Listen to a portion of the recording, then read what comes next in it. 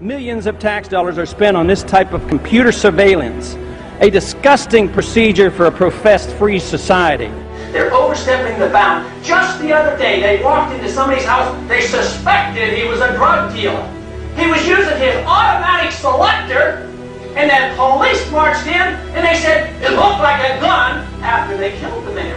In America! Is that what America's all about? I'd say no. We want privacy. Less government for individual liberty, get the government off our backs, a more sensible foreign policy.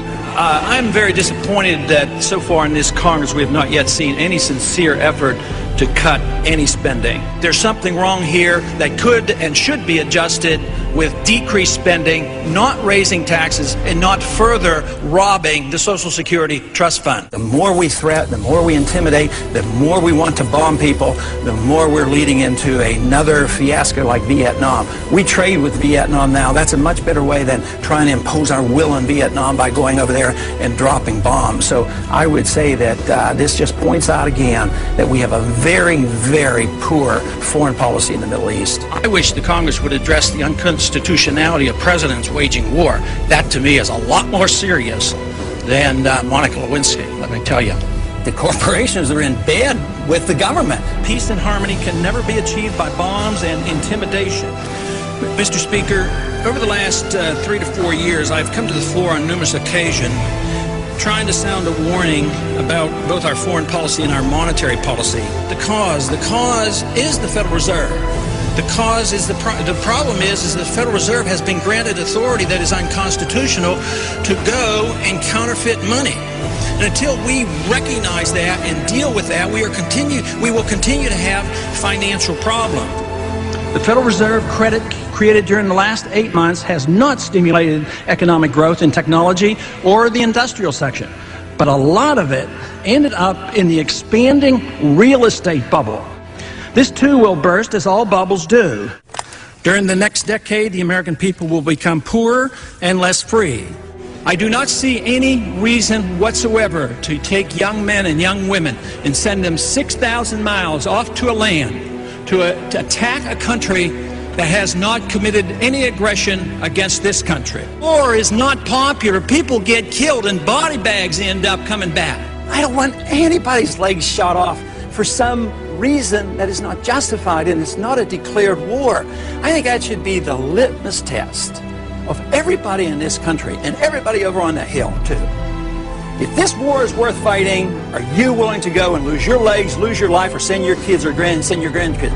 Will our country become freer, richer, safer, and more peaceful? Or will we continue to suffer from lost civil liberties, a stagnant economy, terrorist threats, and an expanding war in the Middle East and Central Asia? Is it not possible that George Washington's admonition to avoid entangling alliances is sound advice even today? Both candidates supported the war in Iraq and the continuation of it. Both supported the Patriot Act and its controversial attack on personal privacy. The true patriot will repeal the Patriot Act, is what they will do. Both candidates supported increased spending in almost all categories. I'm the most conservative member here. I have voted, against more spending and wasting government than anybody else. Freedom, prosperity, and peace. Just come home. We just marched in.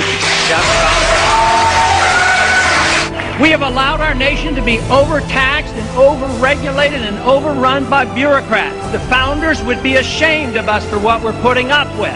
A system designed to protect individual liberty will have no punishments for any group and no privileges. Today, I think inner city folks and minorities are punished unfairly in the war on drugs. I think this is not a consequence of free markets. What's happening is there's transfer of wealth from the poor and the middle class to the wealthy.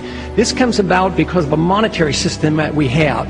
When you inflate a currency or destroy a currency, the middle class gets wiped out. So the people who get to use the money first, which is created by the Federal Reserve System, benefit. So the money gravitates to the banks and to Wall Street. So that's why you have more billionaires than ever before.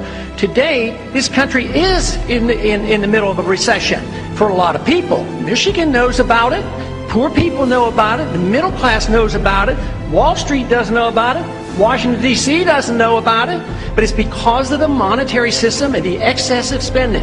As long as we live beyond our means, we are destined to live beneath our means, and we have lived beyond our means because we are financing a foreign policy that is so extravagant and beyond what we can control, as well as the spending here at home, and we're depending on the creation of money out of thin air, which is nothing more than debasement of the currency. It's counterfeit, and it is a natural, predictable consequence that you're going to have people benefit from it and other people suffer. So if you want a healthy economy, you have to study monetary theory and figure out why it is that we're suffering, and everybody doesn't suffer equally or this wouldn't be so bad. It's always the poor people, those on retired incomes, that suffer the most. But the politicians and those who get to use the money first, like the military-industrial complex, they make a lot of money and they benefit from it. It is our job to check up and find what the Federal Reserve has done, audit them, and find out who their buddies are that they're taking care of. It's trillions of dollars we're spending on these wars.